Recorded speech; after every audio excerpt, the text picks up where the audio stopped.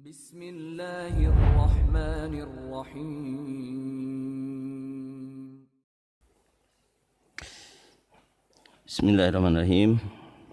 Assalamualaikum warahmatullahi wabarakatuh.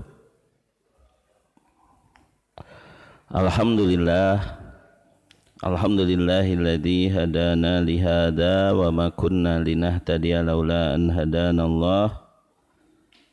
Wa asyhadu an la ilaha illallah wahdahu la syarikalah. Wa asyhadu anna Muhammadan abduhu wa rasuluh alladzi la nabiyya ba'dah, sallallahu alaihi wa ala alihi wa sahbihi wa man tabi'ahum bi ihsanin ila yaumil qiyamah. Amma ba'du. Alhamdulillah jamaah sekalian, kita bersyukur kepada Allah Subhanahu wa taala pada kesempatan subuh pagi ini kita bisa melangsungkan kembali kajian rutin di Masjid Al-Ikhlas ini, yaitu kajian mengenai akidah atau tauhid dari kitab Tauhid yang ditulis oleh Syekh Profesor Dr. Shaleh bin Fauzan bin Abdillah Al-Fauzan hafizahullah ta'ala, yang mudah-mudahan ini menguatkan tauhid kita sehingga kita bersungguh-sungguh beribadah kepada Allah dengan mengikhlaskan ibadah itu kepadanya serta menaati utusannya.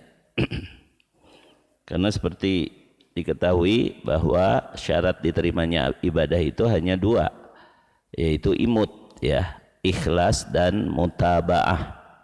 Ikhlas karena Allah, mutabaah mengikuti Rasulullah SAW. Makanya pokok ajaran Islam adalah syahadatain, asyhadu an la ilaha illallah wa asyhadu anna Muhammadan abduhu wa rasuluh. Aku bersaksi tiada ilah, tiada sembahan yang sebenarnya kecuali Allah. Artinya kita harus menyembah Allah saja, tidak boleh menyekutukannya dengan sesuatu apapun, jangan musyrik, ya. Kemudian wa asyhadu anna Muhammadan abduhu wa rasuluh, kita harus menaati Nabi Muhammad SAW saja, tidak boleh melanggar aturannya dan tidak boleh beribadah tanpa contoh darinya, artinya berbuat bid'ah. Jadi jangan musyrik, jangan bid'ah, jangan maksiat, itu ajaran Islam, ya. Sesimpel itu, ya, sesederhana itu. Jangan musyrik, jangan bid'ah, jangan maksiat, gitu. Tapi kenapa orang kok ngeyel gitu, ya, direka-reka seolah-olah kurang cukup, kalau begini mah rasanya masih kurang, ditambah-tambah gitu kan, dicari-cari gitu. Itu kan karena apa? Karena mempersulit hal yang mudah. Halnya mudah, tinggal kita ikhlas, tinggal kita taat. Ini dipersulit sendiri, ya, dipersulit sendiri. Nah, salah satu hikmah daripada musibah, yaitu pandemi sekarang, ya, dengan juga mulai terjadi lagi banyak banjir. Itu yang pertama adalah membuat kita kembali kepada kebenaran, ya. Hikmah musibah itu yang pertama agar manusia kembali ke jalan yang benar, ya. Surat ke-30 ayat ke-41. A'udzubillahi minasyaitonirrajim. Dhaharal fasadu fil barri wal bahri bima kasabat aydin nas liyudhiqahum ba'dalladzi amilu la'allahum yarji'un, ya. Silakan Kang Tis. Surat ke-30 surat Ar-Rum ayat ke-41, ya. Telah tampak kerusakan di darat dan di laut disebabkan karena perbuatan tangan manusia. Allah menghendaki agar mereka merasakan sebagian dari akibat perbuatan mereka, agar mereka kembali ke jalan yang benar. Ya, jadi pertama musibah itu akibat perbuatan tangan kita sendiri. Sebab apa? Sebab Allah Maha terpuji, tiada keburukan yang disandarkan kepadanya. Jadi keburukan dilakukan oleh makhluk, keburukan itu terjadi dengan takdir Allah, namun dari sisi Allah di situ ada kebaikan. Kebaikannya agar manusia kembali ke jalan yang benar. Kebaikannya agar bisa dibedakan mana yang benar, mana yang salah, mana yang baik, mana yang buruk. Nah gitu. Jadi dari sisi Allah semuanya kebaikan. Cuma makhluk menjalani takdirnya ya. Kemudian makhluk melakukan kesalahan, lalu dalam takdir Allah dengan kesalahan itu dia akan tertimpa musibah akibat perbuatan tangan mereka sendiri. Untuk apa? Supaya mereka kembali ke jalan yang benar. Ya, jadi sifat manusia itu kalau diberi kesenangan mah kadang-kadang sering lupa kepada Allah. Tapi ketika susah baru ingat. Ya. Ketika susah baru ingat. Ya. Surat ke-31 ayat 32 ya.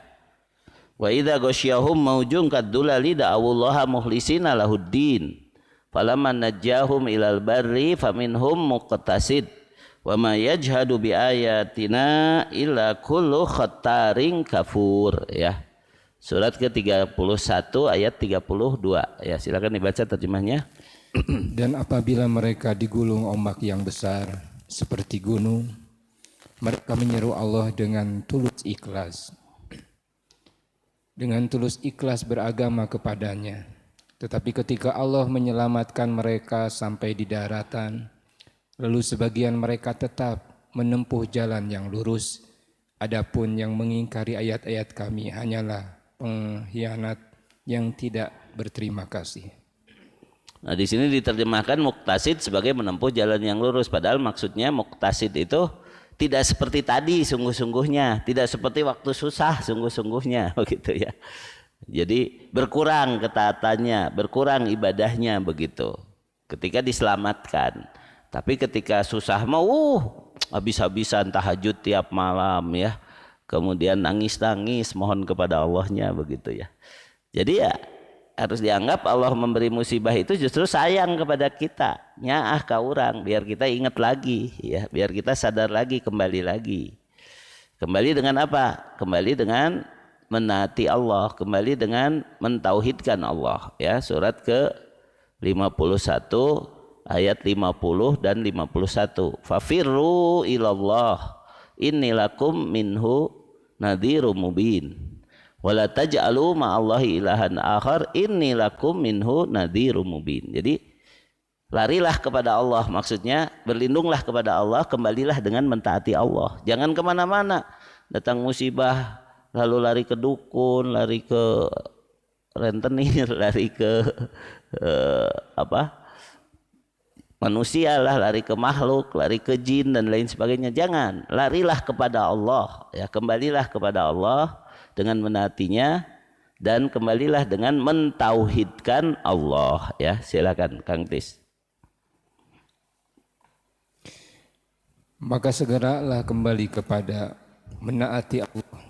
Sungguh aku seorang pemberi peringatan yang jelas dari Allah untukmu. Dan janganlah kamu mengadakan Tuhan yang lain selain Allah. Sungguh aku seorang pemberi peringatan yang jelas dari Allah untukmu.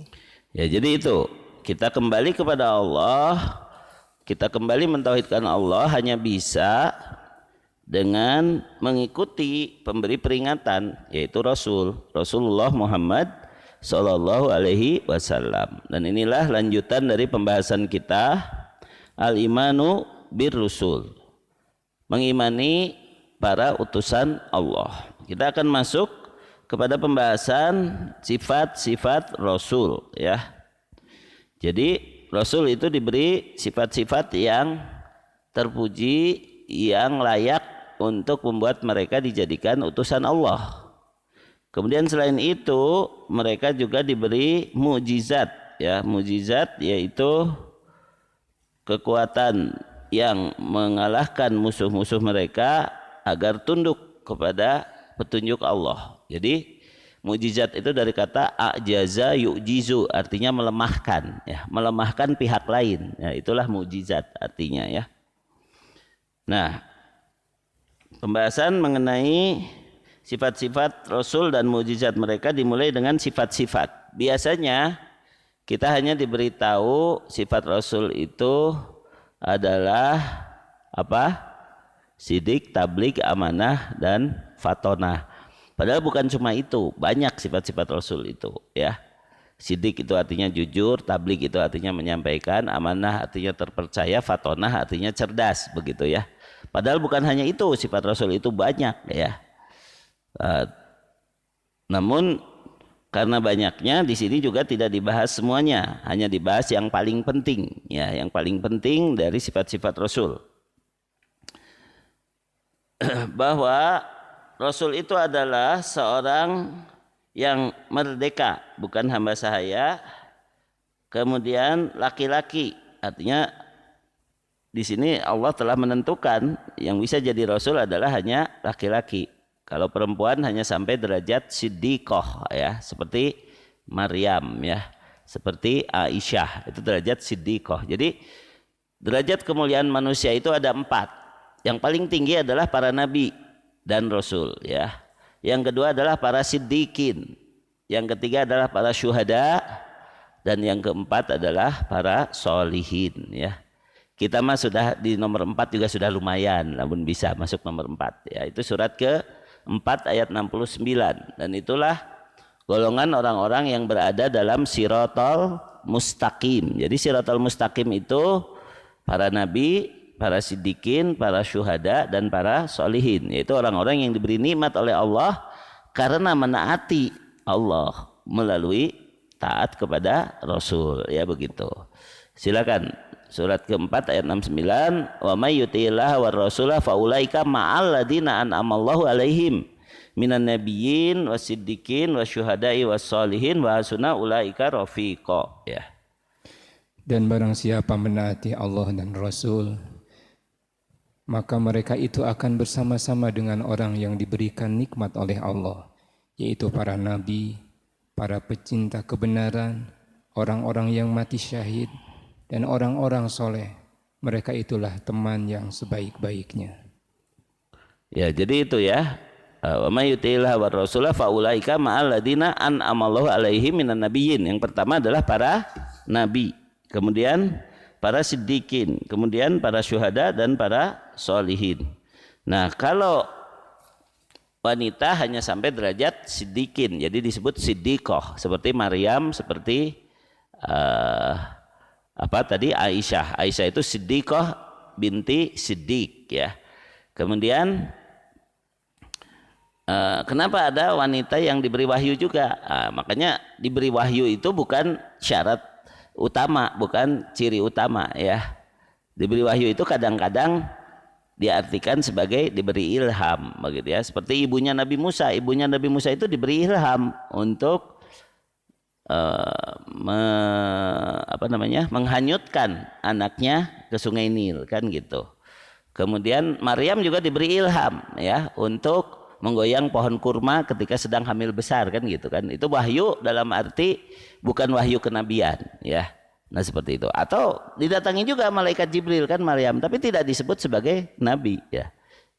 Di dalam Al-Quran disebut adalah ibunya Isa adalah seorang siddiqoh. Nah begitu ya.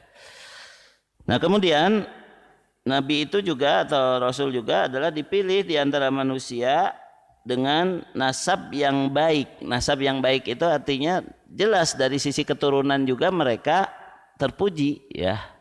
Kata Rasulullah SAW, manusia yang paling terpuji keturunannya adalah Yusuf alaihissalam. Kenapa?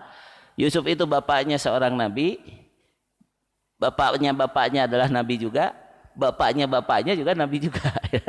Yusuf putra Yakub, putra Ishak, putra Ibrahim. Itu Yusuf itu manusia yang paling utama. Nasabnya dia seorang nabi, bapaknya juga nabi, kemudian kakeknya juga nabi, kemudian kakek buyutnya juga nabi. Nah gitu. Kalau dari sisi nasab ya begitu ya.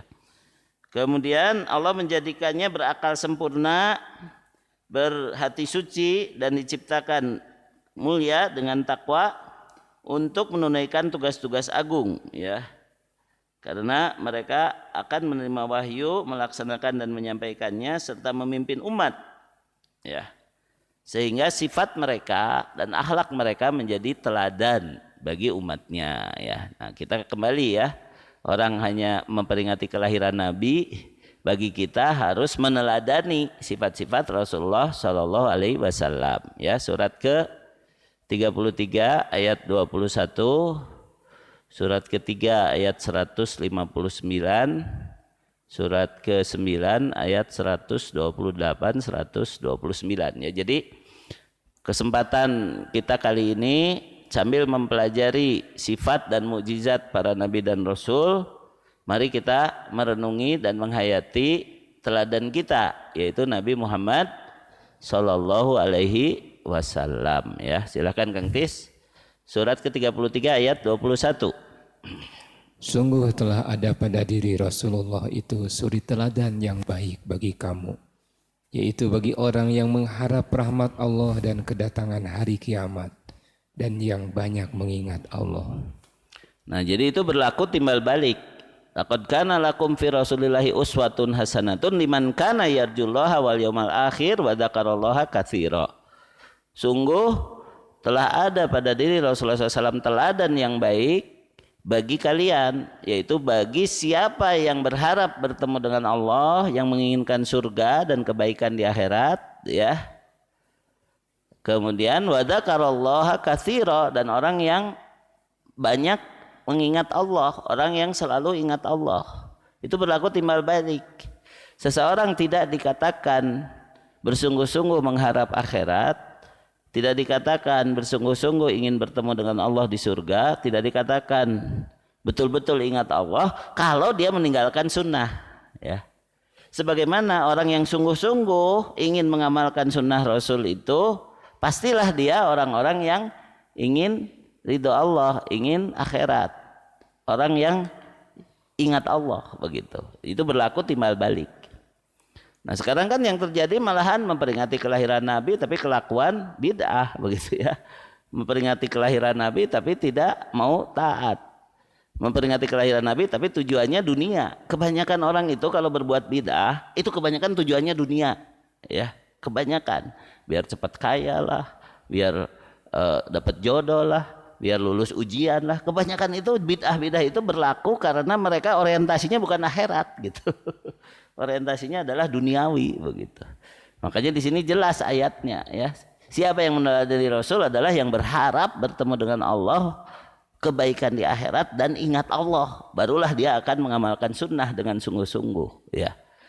Jadi tidak dikatakan juga seseorang itu ahli sunnah atau mengamalkan sunnah kalau dia tidak memerangi bid'ah. Ya hartos ente.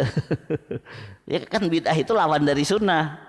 Ngaku ahlu sunnah wal jamaah pegawaian ahlul bid'ah wal jarambah, nah naonan gitu kan.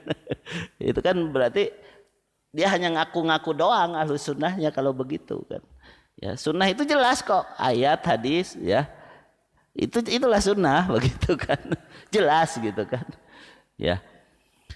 Nah, kemudian sifat Rasulullah SAW dari sisi akhlak, dari sisi muamalah, beliau lemah lembut kepada para sahabat, beliau memaafkan, ya, beliau mengajak musyawarah, ya begitu.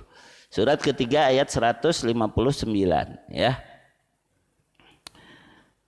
Silakan dibaca terjemahnya. Fabima rahmati minallahi lintalahum walau kunta faddan ghalidal qalbi lan faddu min haulik fa'fu anhum wastaghfir lahum wasyawirhum fil amri fa idza azamta fatawakkal 'ala Allah innallaha yuhibbul mutawakkilin, ya. Silakan.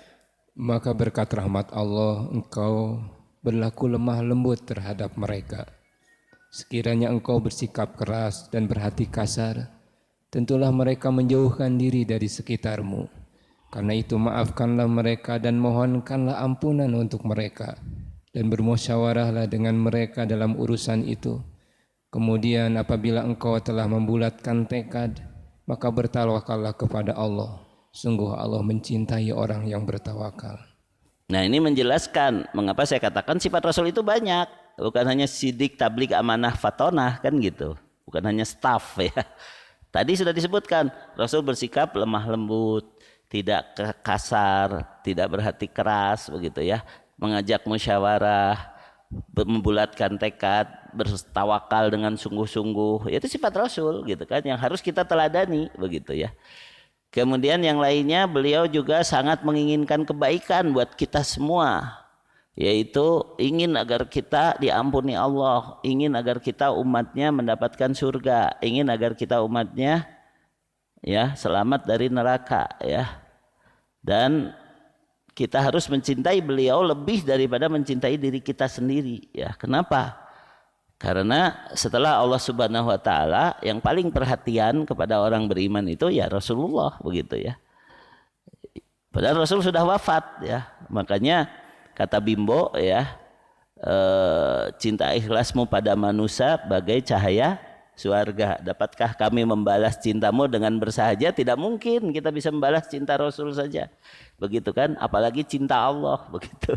Tapi kita harus sungguh-sungguh taat, sungguh-sungguh mengikuti. Nah, itulah cara kita bersyukur kepada Allah, cara kita membalas cinta Rasul dengan mengikuti sunnahnya ya. Silahkan dibaca terjemahnya surat ke 9 ayat 128 ya. Laqad ja'akum rasulun min anfusikum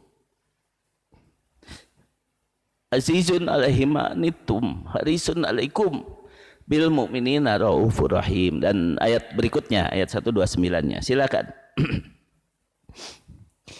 Sungguh telah datang kepadamu seorang rasul dari kalanganmu sendiri. Berat terasa olehnya penderitaan yang kamu alami. Dia sangat menginginkan keimanan dan keselamatan bagi kamu. Penyantun dan penyayang terhadap orang-orang yang beriman. Maka jika mereka berpaling dari keimanan, maka katakanlah Muhammad, cukuplah Allah bagiku. Tidak ada Tuhan selain Dia. Hanya kepadanya aku bertawakal. Dan Dia adalah Tuhan yang memiliki aras singgasana yang agung. Allahumma salli ala Muhammad wa ala ali Muhammad. Allahumma salli ala Muhammad wa ala ali Muhammad. Allahumma salli wa sallim ala Muhammad wa ala alihi wa sahbihi ajmain. Amin.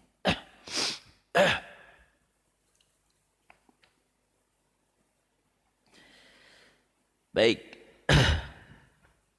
Secara umum, sifat semua nabi dan rasul pasti mempunyai sifat jujur atau sidik ya. Allah Ta'ala telah menceritakan bagaimana para rasulnya mereka itu adalah orang-orang yang jujur sebagaimana dalam firman-Nya hada ma wa'ada ar-rahman wa sadaqal mursalun. Inilah yang telah dijanjikan oleh Ar-Rahman, yaitu kita semua nanti akan dibangkitkan, akan dihisab, akan diberi balasan yang setimpal sesuai dengan amal kita di dunia. Wa sadaqal mursalun, maka benarlah para utusan Allah itu. Allah mensifati ya sebagian sifat mereka dengan sifat jujur ya. Lalu Allah berfirman tentang khalilnya Nabi Ibrahim alaihissalam, wadkur fil kitabi Ibrahim innahu kana siddiqan nabiyya. Ceritakanlah hai Muhammad kisah Ibrahim di dalam kitab Al-Quran ini, sesungguhnya ia adalah seorang yang sangat jujur lagi seorang nabi. Ya, jadi tadi dikatakan derajat siratal mustaqim adalah nabiyyin kemudian siddiqin. Pada diri nabi pasti terhimpun sifat siddiq juga ya. Siddiq itu adalah jujur dalam arti sesuainya ilmu dengan amal. Ya, makanya siddiq itu diartikan ulama ul amilin. Orang yang ilmunya banyak dan amalnya banyak. Ya, seperti Abu Bakar As-Siddiq. Itulah siddiqin. Kalau solihin itu adalah orang yang mengamalkan ilmu yang dia punya walaupun nggak banyak. Ya, kita lah gitu. Kita belum banyak ilmu tapi mudah-mudahan ilmu yang ada ini teramalkan. Nah, itulah solihin namanya gitu. Ya, kenapa di antara solihin dan siddiqin ada syuhada? Kenapa syuhada ditempatkan di bawah siddiqin tapi di atas solihin? Karena syuhada itu berkorban dengan nyawanya untuk membela agama Allah, tapi ilmunya belum tentu tinggi. Tapi dia siap berkorban, ya, itulah syuhada. Tapi siddiqin untuk jadi syuhada gampang karena dia sudah punya ilmunya. Syuhada tidak bisa jadi syuhada tanpa siddiqin. Dia ujuk-ujuk ngebom aja, mati aja belum tentu jadi syuhada kalau bukan atas fatwa dari ulama. Jadi kalau tidak pakai ulama nggak jadi mati syahidnya begitu. Ya, jadi syuhada itu butuh siddiqin, sedangkan siddiqin tidak perlu syuhada untuk jadi pejuang begitu kan. Dalam arti dia sendiri ikut berjuang. Makanya ulama yang siddiqin itu pasti ulama pejuang, ya, seperti Syekhul Islam Ibnu Taimiyah rahimahullahu taala. Beliau sangat gigih memerangi orang Tatar waktu itu yang menyerbu dunia Islam. Jadi seperti juga seorang tabi'in Abdullah ibnu Mubarak ya. Abdullah ibnu Mubarak itu dikabarkan beliau itu sembunyi-sembunyi dalam berperangnya, pakai tutup muka ya, zaman sekarang makan masker ya. Kemudian ternyata dia luar biasa menghadapi musuh. Kemudian setelah itu menghilang, tapi ada seseorang diam-diam mengikutinya. Itu dia berperang dengan hebat, gagah, nggak pernah kelihatan di antara kami ada orang sehebat itu. Siapakah dia? Ketika dia membuka tutup mukanya, diintip begitu, ternyata dia Abdullah bin Mubarak. Tapi orang ini juga tahu diri, dia tidak, ternyata kamu tidak begitu. Dia udah diam-diam aja lalu menceritakan kisah ini setelah wafat. Setelah Abdullah ibnu Mubarak wafat, baru beliau mengisahkan.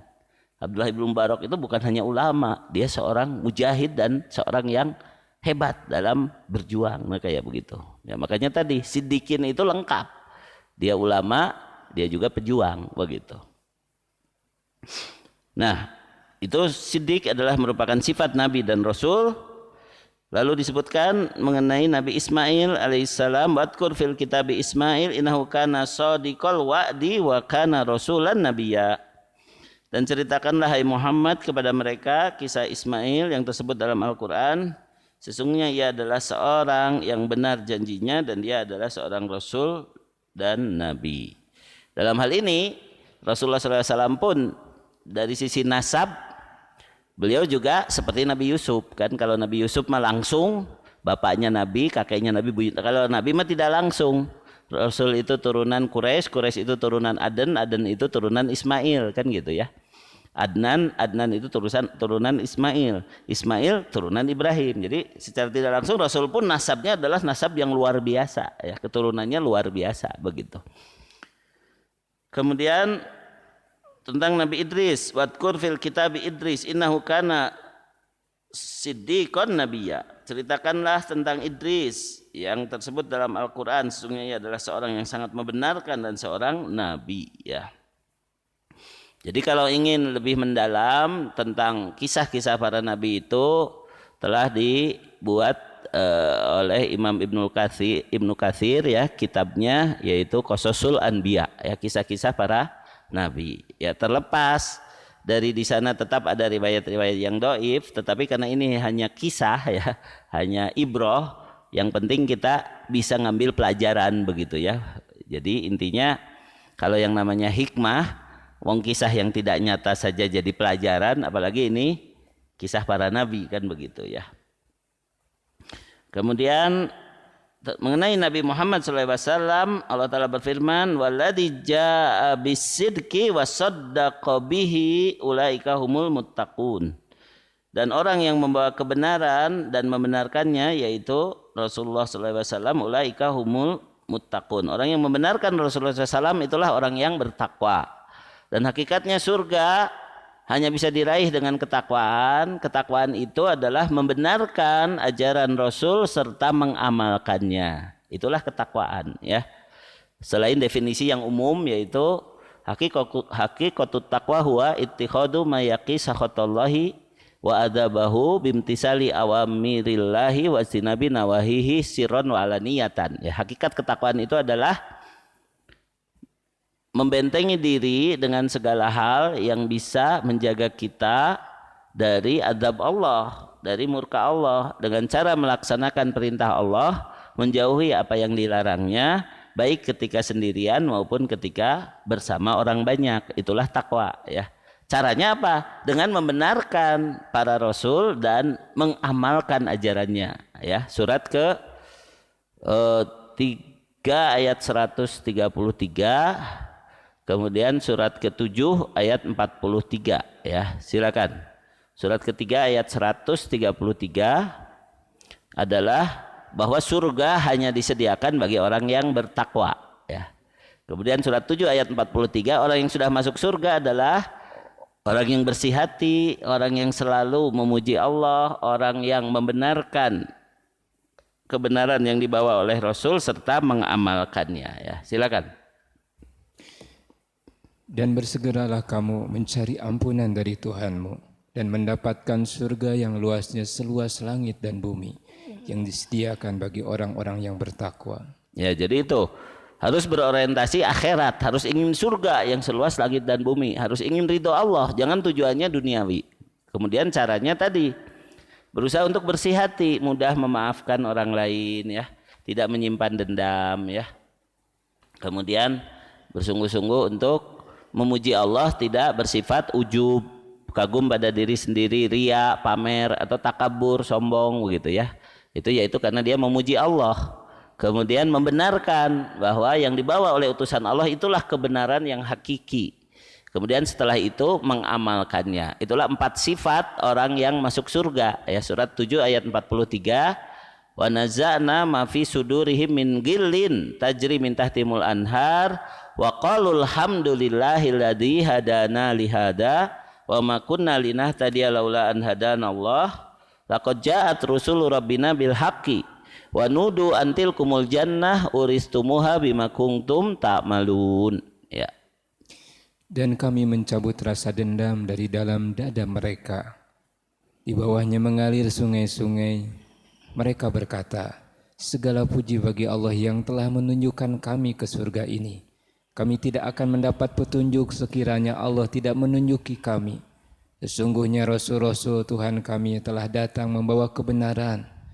Diserukan kepada mereka, itulah surga yang telah diwariskan kepadamu karena apa yang telah kamu kerjakan.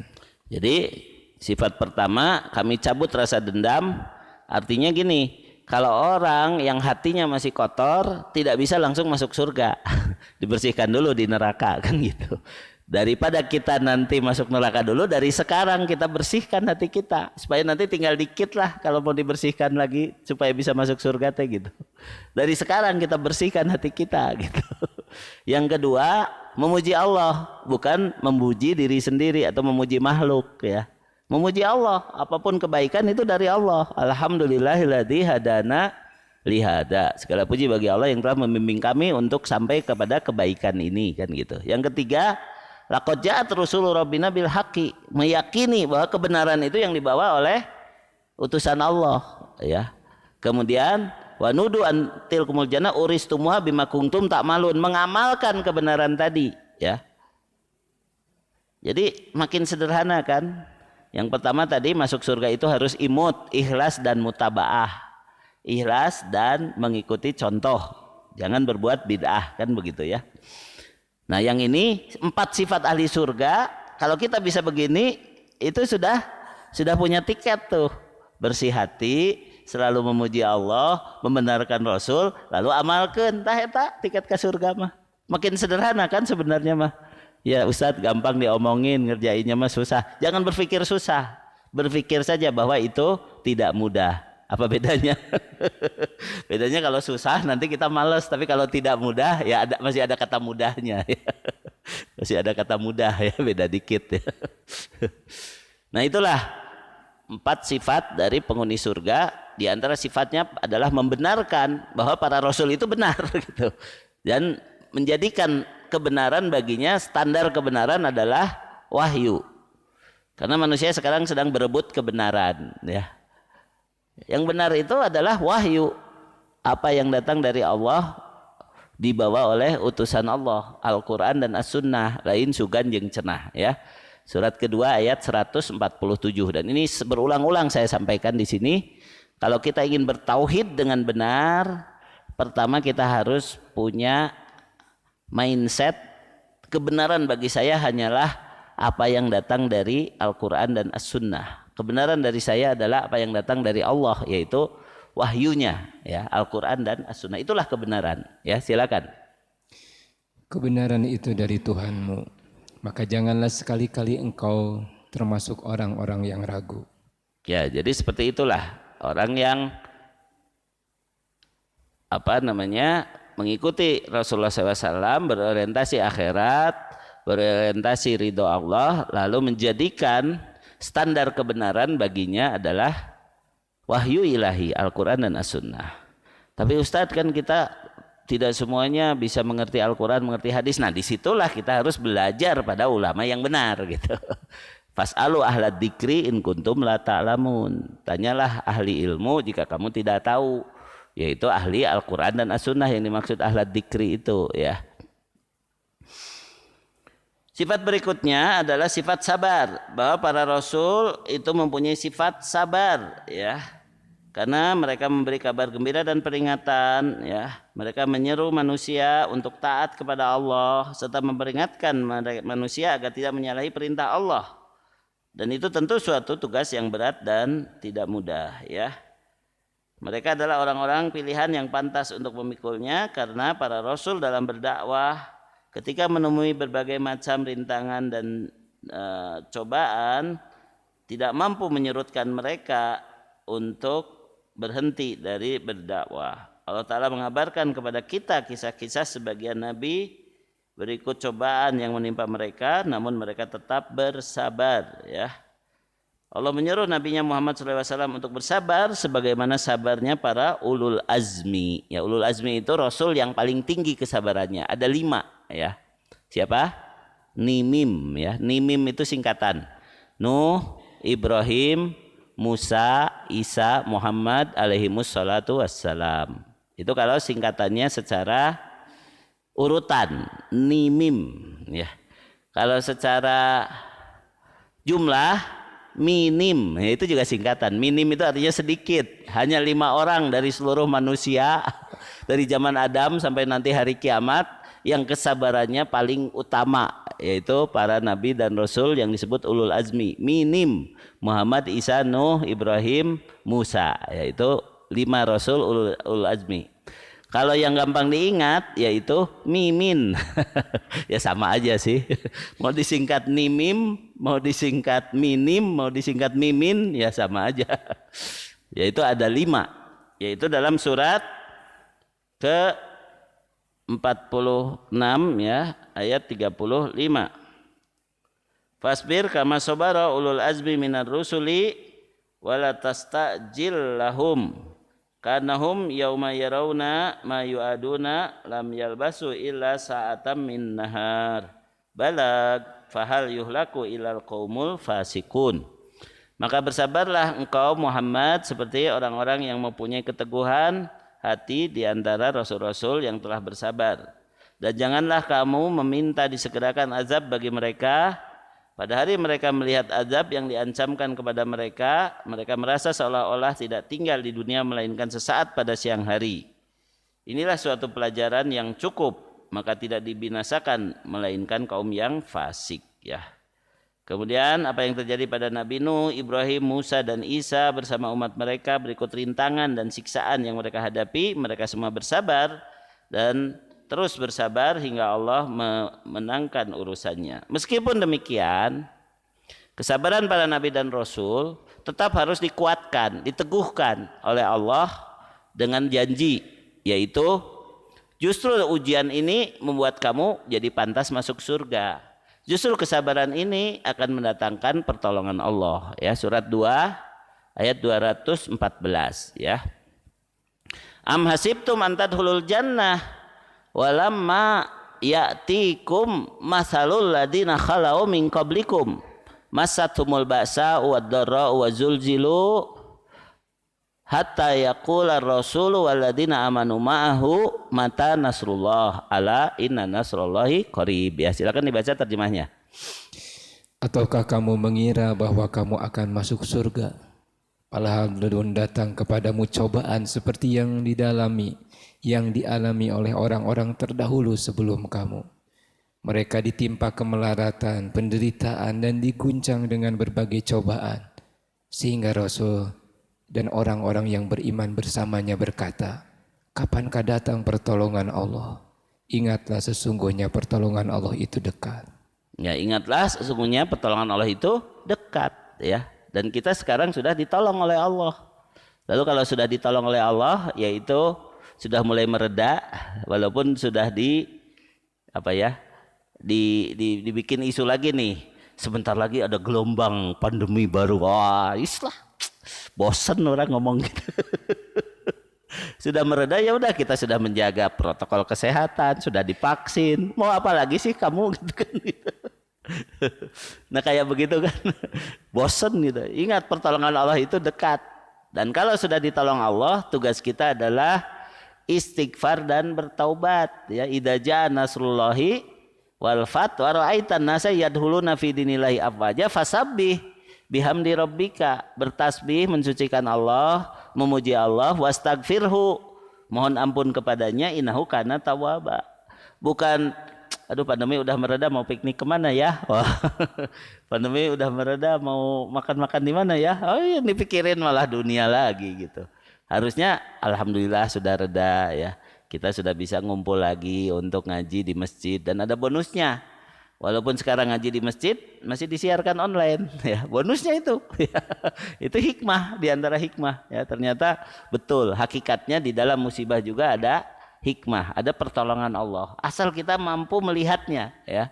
Asal kita jeli melihatnya begitu ya. Sekarang orang misalnya merasa jengkel dengan kemaksiatan di Bali. Ya kemarin saya alhamdulillah ya berangkat ke Bali. Lalu bikin bom atau apa begitu. Ternyata sama Allah mah cukup dengan pandemi orang pada lari dari tempat-tempat maksiat. Pada reda maksiatnya dengan musibah ini kan itu kan juga hikmah itu. Hikmah ya. Iya. Ya harusnya begitu kita berpikirnya gitu ya. Berpikirnya harus seperti itu.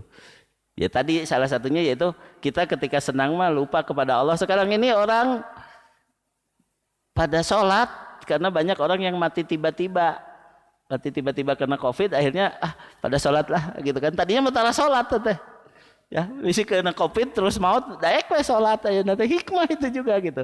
Itu yang sadar itu yang sadar ya kayak begitu ya. Nah seperti itu ya. Sungguh dalam perjalanan hidup Nabi kita Muhammad SAW terdapat teladan yang paling baik dalam hal kesabaran. Beliau telah diingkari, beliau diganggu, bahkan disiksa, diboikot oleh kaumnya sendiri. Namun begitu beliau senantiasa bersabar hingga Allah Ta'ala memenangkan agamanya dan meninggikan kalimatnya. Tentu kisah-kisah para Nabi dan Rasul dan juga kisah Nabi Muhammad SAW tidaklah cukup untuk diceritakan secara rinci dalam lembaran yang sangat terbatas ini. Semuanya terdapat dalam kitabullah, dalam Al-Quran dan juga kalau kita pelajari sirah atau sejarah kehidupan Rasulullah Muhammad Sallallahu Alaihi Wasallam. Untuk berikutnya kita langsung saja kepada mukjizat para Rasul, pembahasan mengenai iman kepada Rasul bagian ketiga nanti ya. Mudah-mudahan sekali lagi kita meneladani para Nabi dan Rasul dan mudah-mudahan kita diterima keimanan dan keislaman kita di sisi Allah dan juga diberi minum oleh Rasulullah SAW dari telaga Kautsar karena kita adalah umatnya yang mengikuti sunnahnya. Amin ya rabbal alamin. Subhanakallahumma wa bihamdika asyhadu an la ilaha illa anta astaghfiruka wa atubu ilaik. Wassalamualaikum warahmatullahi wabarakatuh.